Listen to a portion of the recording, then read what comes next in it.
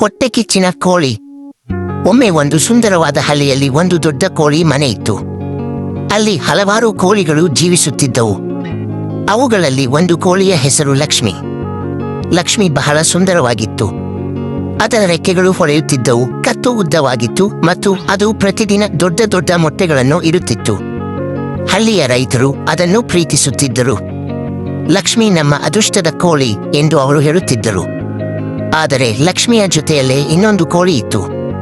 ಅದರ ಹೆಸರು ಚಂದ್ರಿ. ಚಂದ್ರಿ ಸಾಮಾನ್ಯವಾಗಿ ಕಾಣುತ್ತಿತ್ತು. ಅದರ ರೆಕ್ಕೆಗಳು ಕಪ್ಪು ಬೂದು ಬಣ್ಣದ್ದಾಗಿದ್ದವು. ಅದು ಕಡಿಮೆ ಮೊಟ್ಟೆಗಳನ್ನು ಇಡುತ್ತಿತ್ತು.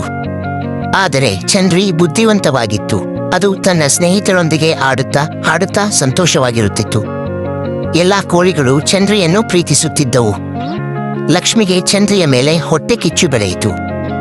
ಏಕೆ ಎಲ್ಲರೂ ಚಂದ್ರಿಯನ್ನು ಇಷ್ಟಪಡುತ್ತಾರೆ? ನಾನು ದೊಡ್ಡ ಮೊಟ್ಟೆಗಳನ್ನು ಇಡುತ್ತೇನೆ, ಆದರೂ ಅವರು ನನ್ನನ್ನು ಕಡೆಗಣಿಸುತ್ತಾರೆ ಎಂದು ಅದು ತನ್ನಲ್ಲಿ ತಾನೇ ಮಾತನಾಡುತ್ತಿತ್ತು. ರಾತ್ರಿ ಹೊತ್ತು ಅದು ನಿದ್ರೆ ಮಾಡುತ್ತಿರಲಿಲ್ಲ. ಚಂದ್ರಿಯನ್ನು ನೋಡಿದರೆ ಅದಕ್ಕೆ ಕೋಪ ಬರುತ್ತಿತ್ತು.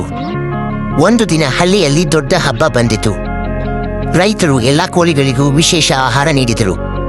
ಚಂದ್ರಿ ಸಂತೋಷದಿಂದ ಎಲ್ಲರೊಂದಿಗೆ ಆಡುತ್ತಿತ್ತು. ಲಕ್ಷ್ಮಿ ಒಂದು ಮೂಲೆಯಲ್ಲಿ ಕುಳಿತು ಚಂದ್ರಿಯನ್ನು ನೋಡುತ್ತಾ ಕಡುಕೋಪದಿಂದ ಕುಳಿತಿತ್ತು. ನಾನು ಚಂದ್ರಿಯನ್ನು ಹೇಗಾದರೂ ತೊಂದರೆಗೆ ಸಿಲುಕಿಸಬೇಕು ಎಂದು ಯೋಚಿಸಿತು. ಮರುದಿನ ಬೆಳಗ್ಗೆ ಲಕ್ಷ್ಮಿ ತನ್ನ ಯೋಜನೆ ಹಾಕಿಕೊಂಡಿತು. ಅದು ಚಂದ್ರಿಯ ಮೊಟ್ಟೆಗಳನ್ನು ಒಡೆದು ಹಾಕಿ ರೈತರಿಗೆ ಚಂದ್ರಿ ನಮ್ಮ ಮೊಟ್ಟೆಗಳನ್ನು ನಾಶ ಮಾಡುತ್ತಿದೆ ಎಂದು ಹೇಳಲು ನಿರ್ಧರಿಸಿತು. ಆದರೆ ಆ ರಾತ್ರಿ ಒಂದು ನರಿ ಹಳ್ಳಿಗೆ ಬಂದಿತು. ನರಿ ಕೋಳಿ ಮನೆಗೆ ಹೊಕ್ಕು ಕೋಳಿಗಳನ್ನು ಹಿಡಿಯಲು ಪ್ರಯತ್ನಿಸಿತು. ಎಲ್ಲಾ ಕೋಳಿಗಳು ಭಯದಿಂದ ಕೂಗಾಡಿದವು. ಆ ಸಮಯದಲ್ಲಿ ಚಂದ್ರಿ ತನ್ನ ಬುದ್ಧಿಯನ್ನು ಬಳಸಿ ರೈತರನ್ನು ಎಚ್ಚರಿಸಲು ಗಟ್ಟಿಯಾಗಿ ಕೂಗಿತು. ರೈತರು ಓಡಿ ಬಂದು ನರಿಯನ್ನು ಓಡಿಸಿದರು. ಆದರೆ ಲಕ್ಷ್ಮಿ ಭಯದಿಂದ ತನ್ನ ಮೂಲೆಯಲ್ಲೇ ಮುಚ್ಚಿಕೊಂಡು ಕುಳಿತಿತ್ತು. ಅದು ಯಾರಿಗೂ ಸಹಾಯ ಮಾಡಲಿಲ್ಲ. ಮರುದಿನ ರೈತರು ಚಂದ್ರಿಯನ್ನು ಪ್ರಶಂಸಿಸಿದರು. ಚಂದ್ರಿ ನಮ್ಮನ್ನು ಉಳಿಸಿತು ಎಂದು ಅವರು ಹೇಳಿದರು. ಲಕ್ಷ್ಮಿಯ ಕಣ್ಣುಗಳಲ್ಲಿ ಕಣ್ಣೀರು ಬಂತು. ಅದಕ್ಕೆ ತನ್ನ ಹೊಟ್ಟೆ ಕಿಚ್ಚಿನ ಫಲ ತಿಳಿಯಿತು. ಆದರೂ ಲಕ್ಷ್ಮಿ ಬದಲಾಗಲಿಲ್ಲ. ಅದು ಮತ್ತೊಮ್ಮೆ ಚಂದ್ರಿಯನ್ನು ಕೆಡಿಸಲು ಯೋಜಿಸಿತು. ಈ ಬಾರಿ ಅದು ಚಂದ್ರಿಯ ಆಹಾರವನ್ನು ಕದ್ದು ತಿನ್ನಲು ಹೋಯಿತು. ಆದರೆ ಆ ಸಮಯದಲ್ಲಿ ರೈತನ ಮಗ ಬಂದು ಲಕ್ಷ್ಮಿಯನ್ನು ಹಿಡಿದುಕೊಂಡು ಈ ಕೋಳಿ ತುಂಬಾ ತೊಂದರೆ ಮಾಡುತ್ತಿದೆ ಎಂದು ಹೇಳಿ ಅದನ್ನು ಬೇರೆ ಮನೆಗೆ ಕಳುಹಿಸಿದರು. ಚಂದ್ರಿ ಸಂತೋಷದಿಂದ ಉಳಿಯಿತು.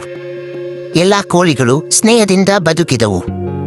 ಲಕ್ಷ್ಮಿ ಒಬ್ಬಂಟಿಯಾಗಿ ಹೊಸ ಮನೆಯಲ್ಲಿ ಕುಳಿತು ತನ್ನ ತಪ್ಪು ಅರ್ಥ ಮಾಡಿಕೊಂಡಿತು.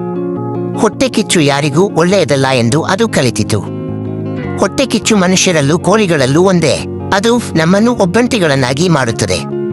ಸ್ನೇಹ ಮತ್ತು ಸಂತೋಷವೇ ನಿಜವಾದ ಸಂಪತ್ತು.